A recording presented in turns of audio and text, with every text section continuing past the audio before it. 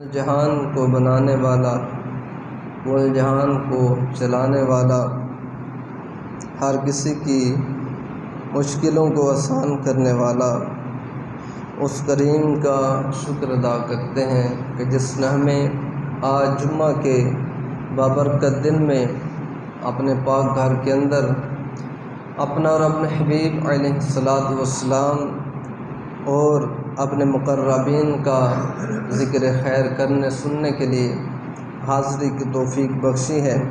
اللہ جل مجدہ کی بارگاہ میں عرض کرتے ہیں کہ اللہ تعالی ہمیں ان اذکار حسنہ کی کامل برکات عطا فرمائے۔ محتشم سامعین، نبی رحمت صلی اللہ علیہ وآلہ وسلم کے بعد سلسلہ خلافت تقریباً 30 سال تک چلا، جن میں آقا علیہ الصلوۃ والسلام اپنے خلفاء یعنی خلفاء راشدہ کی بشارت سنا چکے تھے۔ وہ خلافت راشدہ جو ہے وہ تقریباً 30 سال رہی۔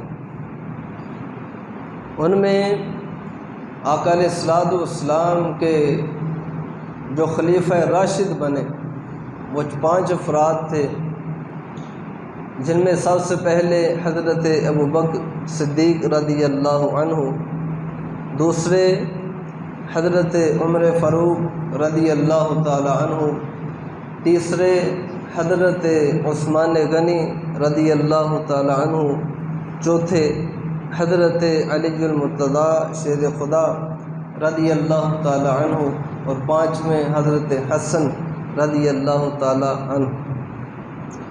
ان 5 افراد کو آقا علیہ الصلوۃ والسلام کی خلافت کا شرف نصیب ہوا۔ تو ہمارا اعتقاد یہ ہے کہ ان 5 کی خلافت برحق ہے، ان کا خلیفہ بننا بھی برحق، اور جس ترتیب سے یہ خلیفہ بنے ہیں وہ ترتیب بھی برحق ہے۔ نہ ہمیں ان کی خلافت میں کوئی شک ہے اور نہ ہی ان کی خلافت کی ترتیب پہ ہمیں کوئی شبہ ہے اور نہ ہی کوئی اعتراض ہے۔ یہ اللہ کی طرف سے ہوا جو بھی ہوا۔ تو آقا علیہ الصلوۃ والسلام کے تیسرے خلیفہ حضرت عثمان غنی رضی اللہ تعالیٰ عنہ، آپ کی شہادت 18 ذو الحج کو ہوئی، تقریباً 35 یا 36 ہجری میں 18 ذو الحج آپ کی شہادت ہے۔ حضرت عثمان غنی رضی اللہ تعالیٰ عنہ بڑی عظیم شخصیت، آپ کا دور خلافت تقریباً 12 سال رہا ہے، جن میں سے 10 سال ایسے گزرے کہ جن کے اندر اللہ تعالیٰ نے اسلام کو بڑی فتوحات نصیب کی، اور بعد والے 2 سال تقریباً آپ فتنوں میں مبتلا رہے۔ حضرت عثمان غنی رضی اللہ تعالیٰ عنہ کی عظمت کو، مقام کو، مرتبہ کو، اوصاف کو، القاب کو دیکھیں تو بہت سے القابات بھی ملتے ہیں، بہت سی خصوصیت کے ساتھ اللہ نے آپ کو صحابی عطا فرمائے تھے۔ حضرت عثمان غنی رضی اللہ عنہ وہ شخصیت ہیں کہ جو اسلام کی ابتدا میں ہی نبی کریم صلی اللہ علیہ وسلم کے غلام بن گئے تھے، اور عثمان غنی رضی اللہ عنہ کا مسلمان ہونا آقا علیہ الصلوۃ والسلام کو اتنا محبوب تھا کہ آقا علیہ الصلوۃ والسلام نے ان سے خوش ہو کر اپنی 2 بیٹیوں کا نکاح حضرت عثمان سے کیا۔ یہ شرف بھی عثمان غنی کو حاصل ہے۔ بلکہ اگر پوری تاریخ کو دیکھیں، حضرت آدم علیہ السلام سے لے کر نبی کریم صلی اللہ علیہ وسلم تک، تو پوری تاریخ کے اندر کوئی شخص ایسا نہیں ملتا کہ جس کو کسی نبی کی 2 بیٹیوں کی زوجیت اور ان کے شوہر ہونے کا شرف حاصل ہو۔ کوئی شخص ایسا نہیں ملتا، صرف واحد شخص عثمان غنی رضی اللہ عنہ کو جو آقا علیہ الصلوۃ والسلام کی 2 صاحبزادیوں کے شوہر بنے، اور بلکہ یہاں تک روایات کے اندر ملتا ہے حضرت علی رضی اللہ عنہ ہی فرماتے ہیں کہ آقا علیہ الصلوۃ والسلام نے فرمایا کہ جب دوسری بیٹی کی وفات ہوئی، آپ کی پہلی زوجہ بنی حضرت رقیہ رضی اللہ عنہ اور دوسری زوجہ بنی حضرت ام کلثوم رضی اللہ عنہ۔ تو جب دوسری بیٹی کا آقا کی دوسری بیٹی کی وفات ہوئی تو حضرت علی فرماتے ہیں کہ آقا علیہ الصلوۃ والسلام نے فرمایا کہ اگر میری تیسری بیٹی ہوتی تو اس کو بھی عثمان کے نکاح میں دے دیتے۔ یہاں تک عثمان غنی رضی اللہ عنہ سے حضور کو محبت تھی، اور یہاں تک اپنے صحابی پر حضور کو اعتماد تھا، فرمایا تیسری بیٹی ہوتی تو اس کو بھی عثمان کے نکاح میں دے دیتا۔ بلکہ اس سے آگے کی بات بھی ملتی ہے، اور وہ یہ ہے کہ نبی کریم صلی اللہ علیہ وسلم نے فرمایا تھا کہ بھئی اگر میری 40 بیٹیاں ہوتی، 40 بیٹیاں، ایک وفات پاتی تو دوسری عثمان کے نکاح میں دے دیتا، دوسری وفات پاتی تو تیسری عثمان کے نکاح میں دے دیتا، حتیٰ کہ 40 کی 40 یکے بعد دیگر عثمان کے نکاح میں دے دیتا۔ نبی رحمت صلی اللہ علیہ وسلم کو اپنے صحابہ پر اتنا اعتماد تھا، اور اتنی خوبصورت زندگی عثمان غنی نے گزاری ہے۔ تو عثمان غنی رضی اللہ تعالیٰ عنہ کو اسی وجہ سے ذو النورین بھی کہا گیا، 2 نوروں والا۔ 2 نور کون سے ہیں؟ ایک نور حضرت رقیہ ہیں، دوسرا نور حضرت ام کلثوم ہے رضی اللہ تعالیٰ عنہ۔ تو محتشم سامعین، عثمان غنی رضی اللہ عنہ وہ شخصیت ہیں کہ جن کو کثرت کے ساتھ آقا علیہ الصلوۃ والسلام نے جنت کی بشارت سنائی۔ دنیا میں رہتے ہوئے کئی دفعہ نبی کریم نے ان کو جنت کی بشارت دی، اور بعض دفعہ تو ایسے بھی ہوا کہ آپ کی سخاوت سے خوش ہو کر جب غزوہ تبوک کے لیے آقا علیہ الصلوۃ والسلام نے اعلان فرمایا کہ بھائی لاؤ اپنا مال پیش کرو، تو عثمان غنی رضی اللہ عنہ کھڑے ہوتے ہیں، یا رسول اللہ 100 اونٹ بما ساز و سامان پیش کرتا ہوں۔ آقا علیہ الصلوۃ والسلام بڑے خوش ہوئے، پھر فرمایا بھی غزوہ تبوک کے لیے صدقات پیش کرو۔ عثمان غنی پھر کھڑے ہوتے ہیں، یا رسول اللہ 200 اونٹ بما ساز و سامان پیش کرتا ہوں۔ اللہ کے حبیب بڑے خوش ہوتے ہیں، تیسری مرتبہ پھر حضور اعلان فرماتے ہیں، عثمان غنی پھر کھڑے ہوتے ہیں، عرض کرتے ہیں یا رسول اللہ 300 اونٹ بما ساز و سامان پیش کرتا ہوں۔ اور ایک روایت کے اندر آتا ہے کہ کھڑے ہوئے اور عرض کرتے ہیں یا رسول اللہ 1000 دینار، درہم نہیں، چاندی کے سکے نہیں، 1000 سونے کے سکے اللہ کی راہ میں پیش کرتا ہوں۔ نبی کریم صلی اللہ علیہ وسلم عثمان غنی کی سخاوت پہ اتنے خوش ہوئے کہ اس وقت آپ نے بشارت سنائی، مجدہ سنایا۔ آقا فرماتے ہیں کہ آج کے بعد عثمان بھی جو بھی عمل کرتا رہے، جو بھی عمل کرے، اس کا کوئی عمل عثمان کو نقصان نہیں دے، عثمان کا کوئی عمل اس کو نقصان نہیں دے گا، کہ آج اللہ اس کا رسول اس سے اتنے راضی ہو گئے ہیں کہ آج کے بعد اگر عثمان سے کوئی خطا بھی سرزد ہوتی ہے تو اللہ اس پہ پکڑ نہیں کرے گا۔ یہ عثمان غنی ہے رضی اللہ تعالی عنہ۔ تو میں نے عرض کیا کہ کئی مرتبہ آقا علیہ الصلوۃ والسلام نے ان کو جنت کی بشارت دی۔ آج ہم وہ ہیں، بڑے بڑے اولیاء صلحاء امت کے اندر موجود ہیں، لیکن کوئی بھی دعویٰ نہیں کرتا کہ میں بخشا ہوا، کوئی بھی دعویٰ نہیں کرتا کہ میں جنتی۔ بڑے بڑے صالحین تہجد گزار موجود ہیں، دن کو روزہ رکھنے والے، رات کو قیام کرنے والے، اور اپنی مال کو کثرت کے ساتھ اللہ کی راہ میں لٹانے والے لوگ موجود ہیں، لیکن کوئی بھی دعویٰ نہیں کرتا کہ میں جنتی ہوں یا میں بخشا ہوا ہوں۔ لیکن عثمان غنی رضی اللہ تعالیٰ عنہ کی شان کیا ہے؟ عثمان غنی رضی اللہ عنہ وہ شخصیت ہے کہ جن کے بارے میں اللہ کے حبیب فرماتے ہیں کہ قیامت کے دن صفیں بنیں گی اور لوگ گناہ گاروں کی شفاعت کر رہے ہوں گے۔ وہ لوگ جو گناہ گاروں کی شفاعت کریں گے ان میں ایک نام عثمان غنی کا بھی ہے، ایک نام عثمان غنی کا بھی ہے۔ ہم نے عرض کی یا رسول اللہ کہاں تک عثمان کی شفاعت قبول ہوگی؟ تو نبی رحمت صلی اللہ علیہ وسلم فرماتے ہیں میرا عثمان شفاعت کرے گا، گناہ گاروں کی سفارش کرے گا، تو اس کی سفارش سے اللہ ایک کو نہیں 2 کو نہیں، 500 یا 1000 کو نہیں، 10,000 اور 50,000 کو نہیں، بلکہ 70,000 کو بغیر حساب کے جنت عطا فرما دے گا۔ 70,000 کو بغیر حساب کے اللہ جنت عطا کرے گا۔ یہ وہ عثمان ہے۔ مجھے آپ کو تو اپنی بخشش کا اعتماد نہیں ہے، مجھے آپ کو اپنی جنت کا اعتماد نہیں ہے، ملے گی یا نہیں ملے گی۔ عثمان وہ ہیں کہ جن کی اپنی جنت تو پیچھے رہی، اس کی وجہ سے دوسروں کو جنتیں مل رہی ہیں۔ وہ عثمان غنی ہیں رضی اللہ تعالی عنہ۔ بہت سے مخالفین بھی پیدا ہوئے۔ حضرت عثمان غنی رضی اللہ عنہ کے دور خلافت کے آخری سالوں میں بہت سے مخالفین پیدا ہوئے، اور آپ کی شہادت کے بعد بھی بہت سے لوگ مخالفت کرتے رہے، طرح طرح طنز و تان کرتے رہے، زبان تان کھولتے رہے اس حضرت عثمان کے بارے میں۔ اب حضرت علی رضی اللہ عنہ کا دور خلافت ہے، تو علی المرتضیٰ رضی اللہ عنہ کی بارگاہ میں کچھ لوگ حاضر ہوتے ہیں اور عرض کرتے ہیں کہ شیر خدا آپ بتائیں۔ ہم باہر نکلتے ہیں تو کوئی شخص عثمان کے بارے میں کچھ بات کرتا ہے، کوئی کچھ بات کرتا ہے، لوگ طنز و تان کرتے ہیں عثمان پہ اور تنقیدیں کرتے ہیں، عثمان کے نقائص بیان کرتے ہیں، ان کی صحابیت کی تردید کرتے ہوئے نظر آتے ہیں۔ تو آپ بتائیں عثمان کیسے ہیں، ان کی شان کیا ہے؟ اے علی المرتضیٰ، آپ تو مکہ میں بھی عثمان غنی کے ساتھ رہے ہیں، مدینہ میں بھی عثمان غنی کے ساتھ رہے ہیں، آپ نے تو حضرت ابو بکر کے دور میں بھی عثمان کو دیکھا ہے، آپ نے عمر کے دور میں بھی عثمان کو دیکھا ہے، اور عثمان کی 12 سالہ خلافت میں آپ عثمان کو دیکھتے رہے ہیں، آپ بتائیں کہ عثمان کیسے ہیں؟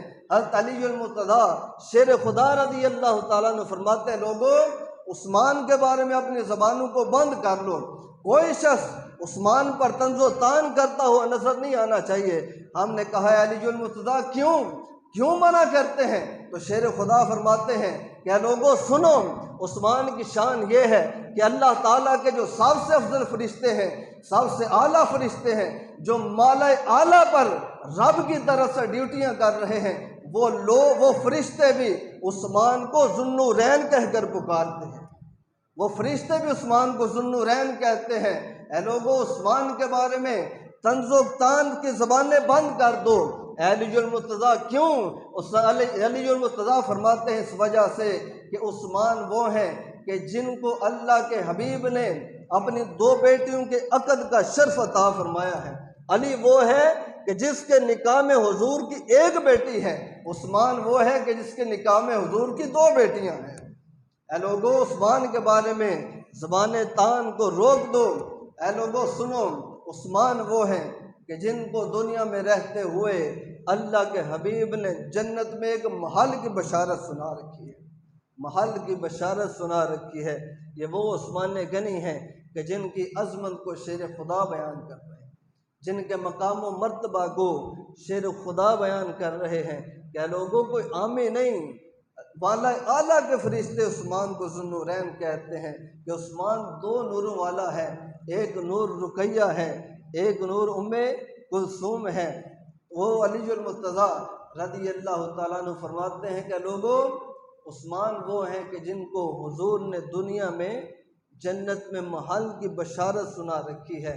ہم نے پوچھا جناب کیوں؟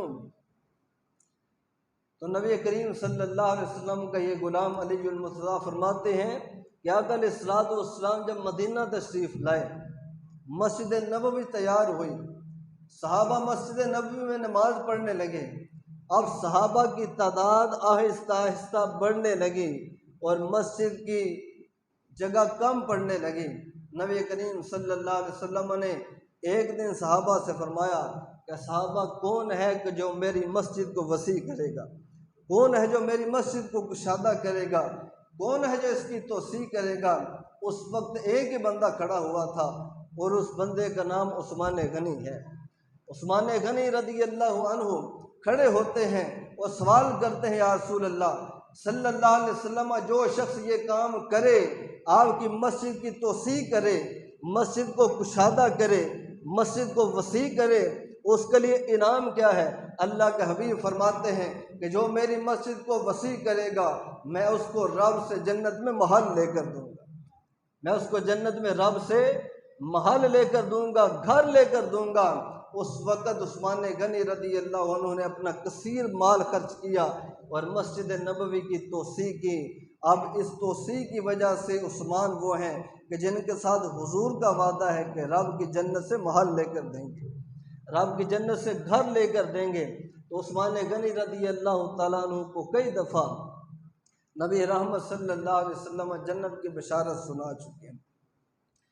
اب جب 10 سال گزر چکے تو اس کے بعد سازشیں شروع ہو جاتی ہیں حضرت عثمان کے خلاف۔ وہ سازشیں کرنے والا کون تھا؟ یہودی تھے۔ یہودی ویسے تو شروع سے ہی اسلام کے خلاف ہے۔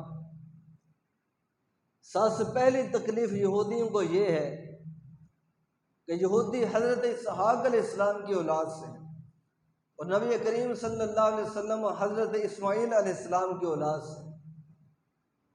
اب جو بنی اسرائیل ہیں یہ سارے کے سارے اسحاق علیہ السلام کی اولاد سے ہیں، اور بنی اسرائیل کے اندر ایک لمبا عرصہ نبوت چلتی آئی کہ ایک نبی وفات پاتا تو اس کی جگہ دوسرا نبی قائم مقام کھڑا ہو چکا ہوتا تھا۔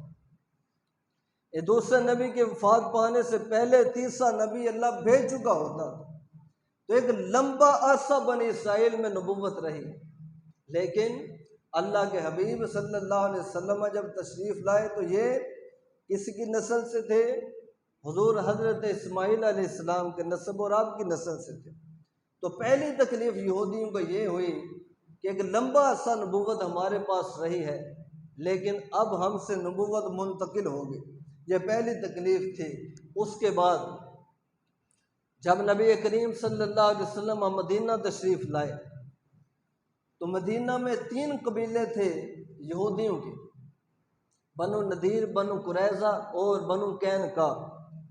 اب آقا علیہ الصلوۃ والسلام نے 2 قبیلوں کو شہر بدر کر دیا، مدینہ سے نکال دیا ان کی وعدہ خلافیوں کی وجہ سے، اور تیسرے قبیلے کو سزا دی گئی۔ کیا سزا دی گئی؟ کہ ان کے مردوں کے سر قلم کیے گئے، عورتوں اور بچوں کو غلام بنا لیا۔ یہ بھی نہیں ایک نافرمانی تھی اس کی وجہ سے، اور خیبر سے بھی یہودیوں کو نکال دیا گیا۔ اب یہ بھی تکلیف یہودیوں کو تھی، تو یہ معاملہ چلتا ہوا آ رہا تھا۔ تو جب آقا علیہ الصلوۃ والسلام نے جہاد کیا، اسلام پھیلنے لگا، بعد میں ابو بکر تشریف لائے، تب بھی اسلام پھیل رہا ہے، عمر فاروق تشریف لائے ہیں، تب بھی اسلام پھیل رہا ہے، عثمان غنی تشریف لائے ہیں، تب بھی اسلام پھیل رہا ہے۔ اب یہ چیز یہودیوں کے لیے بڑی تکلیف دہ تھی۔ یہودیوں کا ارادہ تو یہ تھا کہ مسلمانوں کو پسپا کیا جائے، ان کو ختم کیا جائے، لیکن کوئی چارہ کار نہیں تھا، کوئی راستہ نہیں ملتا تھا۔ یہودی کمزور ہو چکے تھے، اسلام بہت مضبوط ہو چکا تھا۔ اب جب یہودیوں نے دیکھا کہ کوئی طریقہ نہیں ہے اس مسلمانوں کو ہرانے کا، کوئی راستہ نہیں ہے، تو پھر انہوں نے سیاسی جنگ کی۔ مسلمانوں کے ساتھ یہودیوں نے سیاسی جنگ کی۔ عبداللہ بن سبا نامی شخص جو کہ یہودی تھا، مسلمان بن کر مدینہ میں آئے۔ اب اس نے اپنا کام شروع کیا، لوگوں کو حضرت عثمان غنی رضی اللہ عنہ کی مخالفت پر ابھارنے لگا، اور مین وجہ جو اس نے سامنے رکھی وہ یہ تھی کہ عثمان غنی اقربا پرور ہیں، یعنی اپنوں کو عہدے دیتے ہیں، اپنوں کو سیٹیں دیتے ہیں، اپنوں کو آگے لے کر آتے ہیں۔ اس بات کو آگے رکھ کر لوگوں کو اکسا رہا ہے۔ عثمان غنی رضی اللہ عنہ کے مخالفت میں یہ بھی بات عرض کرتا چلوں کہ حضرت عثمان رضی اللہ عنہ نے اپنوں کو کتنا نوازا۔ پوری جو اسمبلی تھی آپ کی، جتنی سیٹیں تھیں، ان میں سے صرف 4 اور 5 لوگ تھے جو کہ حضرت عثمان کے رشتہ دار تھے، باقی 20 سے زیادہ تعداد ان لوگوں کی تھی کہ جو حضرت عثمان کے رشتہ دار نہیں ہیں، حضرت عثمان کے قبیلے کے نہیں ہیں، آپ کے خاندان کے نہیں ہیں، صرف 4 سے 5 لوگ ہیں۔ اب اس بات کو لے کر وہ فائدہ اٹھا رہا ہے، وہ لوگوں کو حضرت عثمان کے خلاف اکسا رہا ہے۔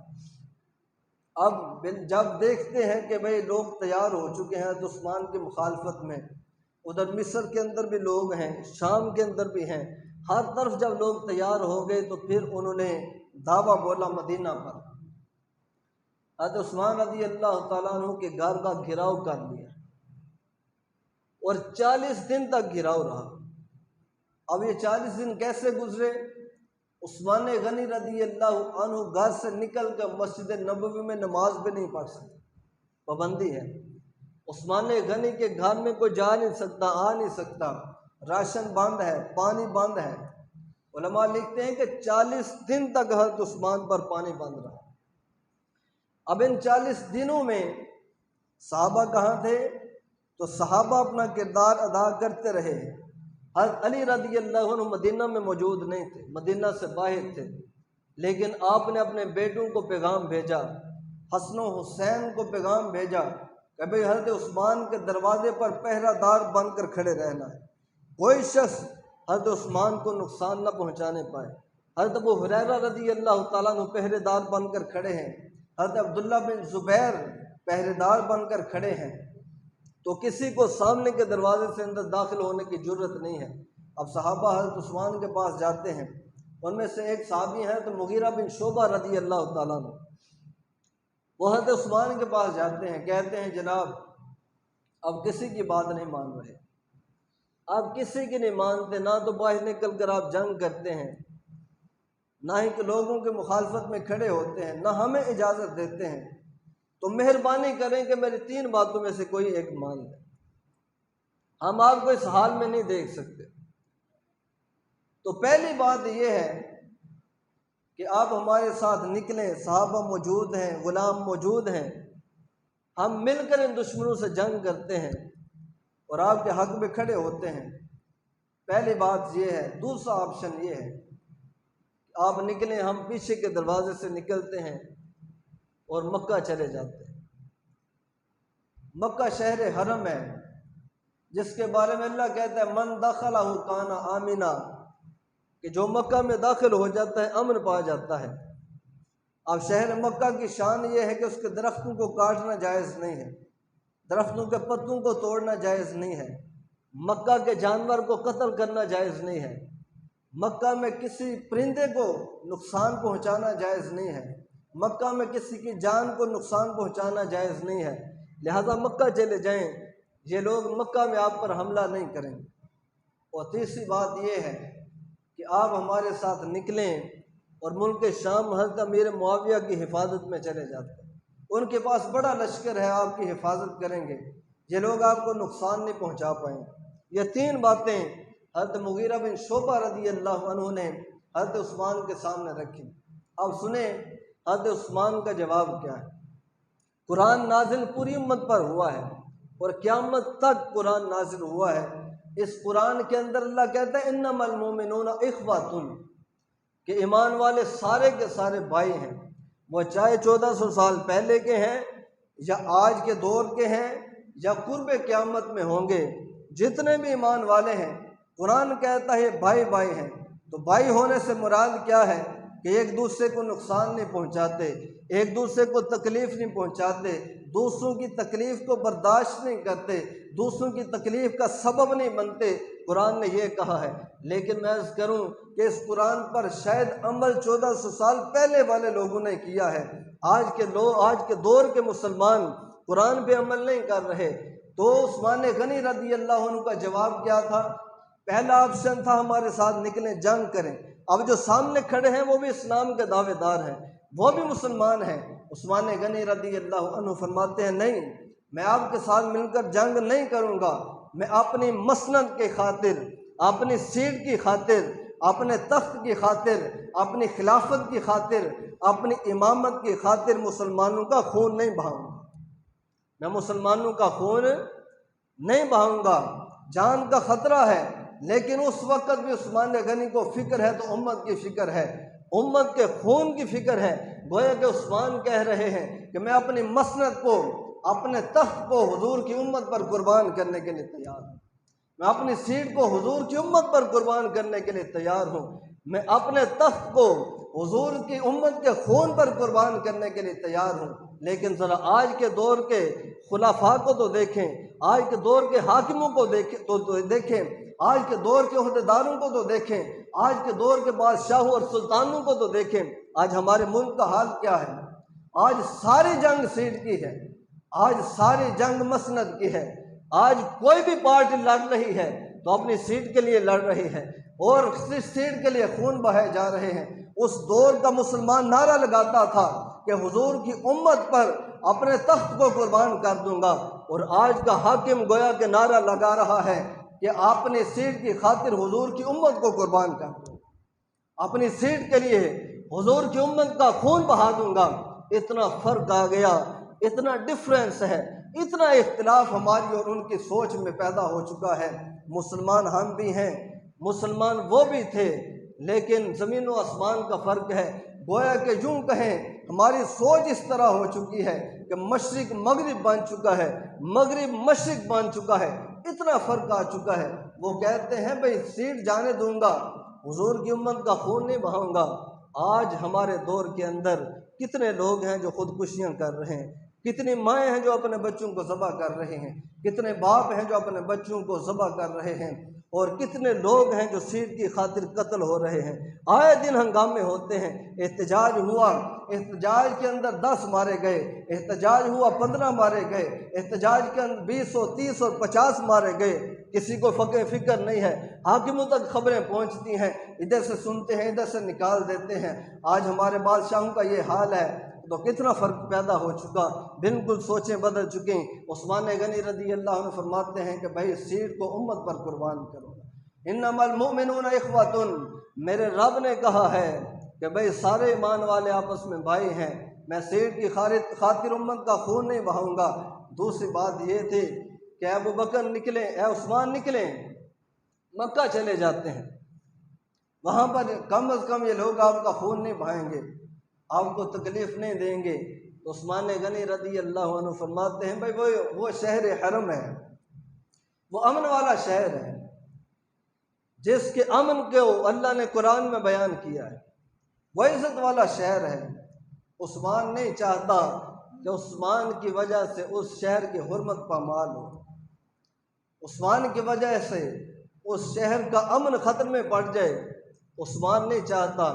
ذرا دیکھیں تو صحیح، اگر مکہ کی حرمت کو کسی نے جانا ہے تو حضور کے صحابہ نے جانا ہے، اگر مدینہ کی حرمت کو کسی نے جانا ہے تو حضور کے صحابہ نے جانا ہے، مکہ کی عزت کو کسی نے جانا ہے تو حضور کے صحابہ نے جانا ہے، کعبۃ اللہ کے مقام کو کسی نے سمجھا ہے تو حضور کے صحابہ نے سمجھا ہے، سین حرم کی عظمت کو کسی نے جانا ہے تو حضور کے صحابہ نے جانا ہے، صفا مروہ، میدان مینا، مزدلفہ، ان گلیوں ان مکانوں کی عظمت کو کسی نے سمجھا ہے تو حضور کے صحابہ نے سمجھا ہے۔ عثمان غنی فرماتے ہیں نہیں کہ میں اپنے خون اپنی جان کی خاطر حضور کے شہر کے عرب کے شہر کے حرم کی عزت کو خطرے میں نہیں ڈال سکتا، اس کی حرمت کو خطرے میں نہیں ڈال سکتا۔ شہر مکہ سے پیار کیا ہے تو صحابہ نے کیا ہے، شہر مدینہ سے پیار کیا ہے تو صحابہ نے کیا ہے۔ تیسرا آپشن کیا تھا؟ جناب نکلیں، ہم ملک شام چلے جاتے ہیں، حضرت امیر معاویہ کی حفاظت میں چلے جاتے ہیں، وہاں پر یہ لوگ نہیں پہنچ پائیں گے۔ عثمان غنی رضی اللہ عنہ کا یہاں پر جواب کیا تھا؟ عثمان غنی کہتے ہیں میں پیدا مکہ میں ہوا ہوں اور زندگی کا بہت سا عرصہ میں نے مکہ میں گزارا ہے، اس کے بعد میں حبشہ گیا، حبشہ سے واپس مکہ آیا، مکہ سے مدینہ آیا، پھر حضور مدینہ میں تشریف لائے، پھر میں نے حضور کے پیچھے نمازیں پڑھی، پھر حضور کے ساتھ مل کر جنگیں لڑی ہیں، حضور کے ساتھ ان گلیوں میں چلتا پھرتا رہا ہوں۔ اس مکہ مدینہ کی گلیوں میں نے حضور سے بڑی بشارتیں سنی ہیں، ان گلیوں کے اندر آقا علیہ الصلوۃ والسلام سے سارا دین میں نے سیکھا ہے۔ اب کئی سال ہو چکے حضور کے ساتھ گزار چکا ہوں، اے لوگوں اب جی نہیں کرتا کہ ساری زندگی حضور کے ساتھ اور حضور کے شہر میں گزری ہو اور آخری وقت آئے تو عثمان شہر مدینہ کو چھوڑ کر کہیں اور چلا جائے، عثمان شہر مدینہ کو چھوڑ کر کہیں اور چلا جائے، اب جی نہیں چاہتا۔ اب عثمان نے تو ارادہ کر لیا ہے کہ اگر جینا ہے تو شہر مدینہ میں جینا ہے، اگر مرنا ہے تو شہر مدینہ میں مرنا ہے، اگر مرنا ہے تو شہر مدینہ میں مرنا ہے۔ یہ بھی بات تمہاری قبول نہیں ہے۔ تو ان لوگوں نے حضور کے شہر سے اس انداز میں پیار کیا ہے، نبی کریم صلی اللہ علیہ وسلم کے شہر مدینہ سے اس انداز میں محبت کی ہے۔ عثمان کہتے ہیں کہ جان جاتی ہے تو چلی جائے، حضور کا شہر مدینہ نہیں چھوڑوں گا، شہر مدینہ نہیں چھوڑوں گا۔ تو یہ تین آپشن صحابہ نے سامنے رکھے۔ عثمان غنی رضی اللہ عنہ نے کسی کو نہیں مانا۔ اس کے بعد زور ہوا دشمنوں کا، تو عثمان غنی رضی اللہ عنہ کے گھر کے پیچھے سے دشمن گھر میں داخل ہوئے، 3 افراد۔ انہوں نے عثمان غنی رضی اللہ عنہ پر حملہ اس وقت کیا کہ جب حضرت عثمان رضی اللہ عنہ اللہ کے قرآن کی تلاوت کر رہے ہیں، قرآن پڑھ رہے ہیں، آپ کی زوجہ محترمہ پاس موجود ہیں۔ تو جب حملہ ہوا تو سب سے پہلا وار آپ کی پیشانی پہ کیا گیا، اس کے بعد تلوار کے وار بھی ہوئے۔ تو اس میں آتا ہے کہ آپ کی زوجہ محترمہ نے ہاتھ آگے کیا تو آپ کے ہاتھ کی انگلیاں کٹ گئی، پھر کسی نے دھکا دیا، آپ سائڈ پر گری اور بے ہوش ہو گئے۔ تو عثمان غنی رضی اللہ عنہ کو شہید کر دیا۔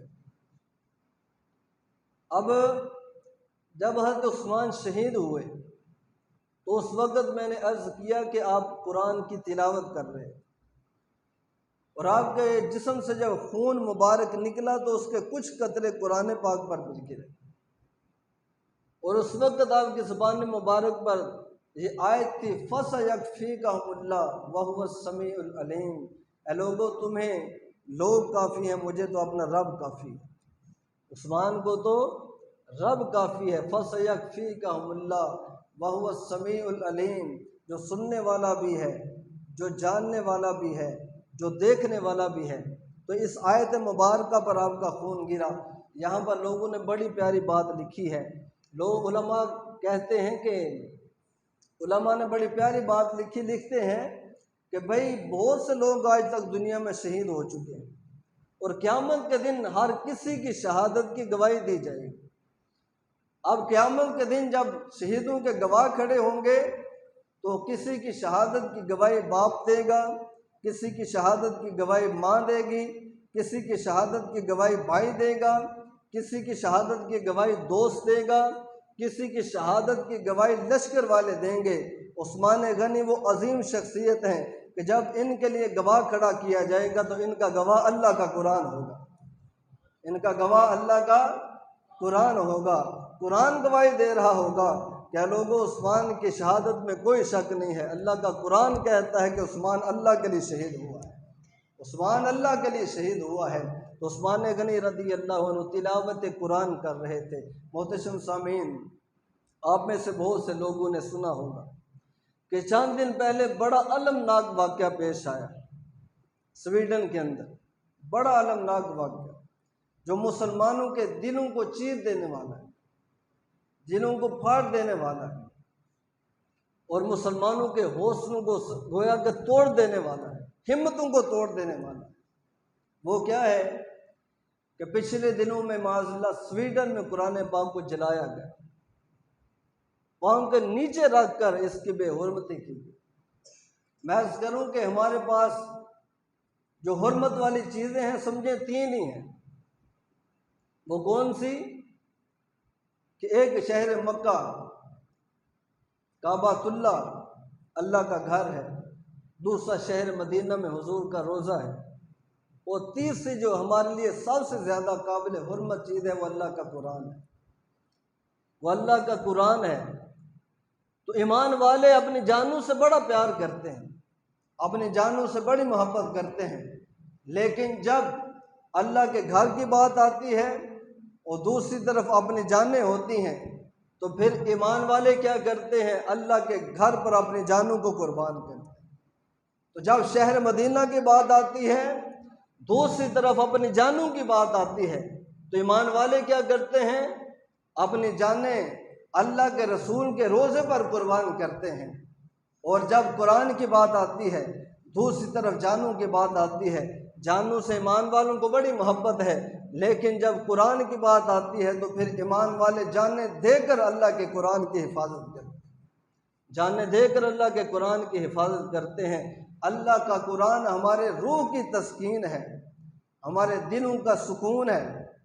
وہ قرآن ہے کہ جب پڑھتے ہیں تو غم ختم ہوتے ہیں، وہ قرآن ہے کہ جب پڑھتے ہیں تو دلوں کو، روح کو سکون ملتا ہے۔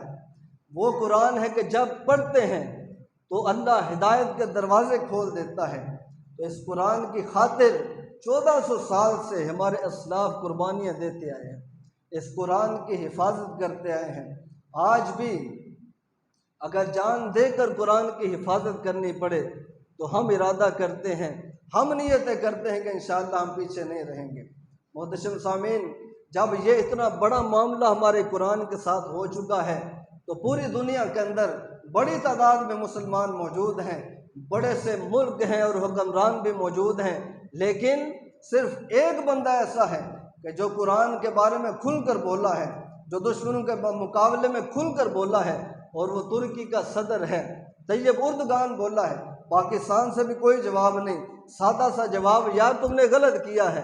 دوسرے ملکوں سے بھی سادہ سا جواب، بھئی تمہیں ایسا نہیں کرنا چاہیے تھا، ہمیں تکلیف ہوتی ہے۔ بھائی جب اتنی بڑی بات ہو چکی تو پھر سادے جواب نہیں چلتے، پھر تلوار کے مقابلے میں تلوار ہوتی ہے، پھر سینے کے مقابلے میں سینہ ہوتا ہے، پھر پتھر کے مقابلے میں پتھر ہوتا ہے۔ جب اتنی بڑی بات ہو چکی تو پھر سادے جواب، بھئی تمہیں ایسا نہیں کرنا چاہیے تھا، نہیں، پھر تو ہمارے حکمرانوں کو نکلنا چاہیے تھا، عوام کو لے کر نکلنا چاہیے تھا، رعایا کو لے کر نکلنا چاہیے تھا۔ بھئی آؤ، اللہ کے گھر کی بات ہے، آؤ اللہ کے رسول کی عزت کی بات ہے، اے لوگوں نکلو، اللہ کے قرآن کی بات ہے، اللہ کے قرآن کی عزت اور حرمت کے لیے نکلنا ہے۔ ہر حکمران کا حق بنتا تھا، اس کی ذمہ داری بنتی تھی۔ بھائی اسلام آباد سے بھی بات نکل رہی ہے، پشاور والے بھی بول رہے ہیں، کراچی والے بھی کہہ رہے ہیں، لاہور والے بھی کہہ رہے ہیں، بھیا دشمنوں تمہیں جرأت کیسے ہوئی ہمارے قرآن کو چھیڑنے کی؟ جب پیچھے حضور کی حرمت کی بات ہے تو ہر طرف سے آواز آنی چاہیے تھی، یا تمہیں جرأت کیسے ہوئی ہمارے رسول کے بارے میں بولنے کی؟ لیکن کوئی آواز نہیں ہے، آوازیں پست ہو چکی ہیں، گویا کہ سینوں سے ایمان ختم ہو چکا ہے، یا پھر ایمان انتہائی کمزور پڑ چکا ہے۔ ایک وہ دور تھا کہ حضور نے کہا تھا کہ جب حق اور باطل کی بات آئے تو پھر اپنے ہاتھ سے روکنے کی کوشش کرنا، اور سب سے کمزور درجہ یہ ہے کہ دل میں برا جان لینا۔ بھائی یہ دل میں برا جاننا یہ تو عامی لوگوں کی بات ہے، یہ تو رعایا کی بات ہے، یہ تو میری اور آپ کی بات ہے۔ حاکم تو ایسے نہیں ہوتے، حاکم تو پھر تلواریں لے کر نکلتے ہیں، حاکم تو ٹینک لے کر نکلتے ہیں، حاکم تو فوجیں لے کر نکلتے ہیں۔ بھائی ہمارے دین کی بات ہے، تمہیں جرأت کیسے ہوئی؟ لیکن ہمارے حکمران بھی خاموش ہیں، ہمارے حکمران بھی چپ بیٹھے ہیں۔ تو محترم سامعین، جب حکمرانوں کا یہ حال ہے تو پھر ہمیں رعایا کو کچھ کرنا ہوگا، اور میں عرض کروں کہ ہمیں کیا کرنا ہے، ہماری ذمہ داری کیا ہے؟ ہماری ذمہ داری یہ ہے کہ کم از کم ہم خود کو اپنے اللہ کے قرآن کے ساتھ جوڑ دیں، خود کو جوڑ دیں اللہ کے قرآن کے ساتھ، اپنے بچوں کے سینوں میں اللہ کے قرآن کی محبت پیدا کریں، اپنے بچوں کو حافظ قرآن بنائیں، اپنے بچوں کے سینوں کو قرآن کے نور سے معمور کریں، اس قرآن کو منتقل کریں بچوں کے دلوں میں، ان کے سینوں میں۔ ہماری یہ ذمہ داری بنتی ہے۔ اگر کل کو یہ کاغذ کا قرآن معاذ اللہ ختم بھی ہوتا ہے تو پھر کم از کم دلوں کا قرآن تو زندہ رہے گا، پھر سینوں کا قرآن تو زندہ رہے گا۔ تو یہ ہماری ذمہ داری ہے، اس کو پورا کرنے کی کوشش کریں، قرآن کے لیے نکلیں، قرآن کے لیے آواز بلند کریں۔ تحریریں لکھ سکتے ہیں، تحریریں لکھیں، اگر نعرے بازی کر سکتے ہیں کم از کم نعرے بازی تو کریں۔ کل قیامت کے دن اللہ کی بارگاہ میں ہم بھی کہہ سکیں کہ یا اللہ ہم نے تیرے قرآن کے لیے آواز بلند کی تھی، یا اللہ ہم تیرے قرآن کے لیے نکلے تھے، یا اللہ ہم نے تیرے قرآن کی حفاظت کے لیے اپنے بچوں کو حافظ قرآن بنایا تھا۔ اللہ کی بارگاہ میں عرض کرتے ہیں کہ اللہ تعالیٰ ہمیں غیرت ایمانی عطا کرے، اللہ تعالیٰ ہمارے حکمرانوں کو غیرت ایمانی عطا فرمائے، اور اللہ ہمارے سینوں کو اپنے پاک کلام کے نور سے منور فرمائے، اور جب تک زندہ ہیں اللہ ہمیں حق کے لیے آواز بلند کرنے کی سعادت نصیب کرے۔ آمین وما علیہ الا البلاغ المبین۔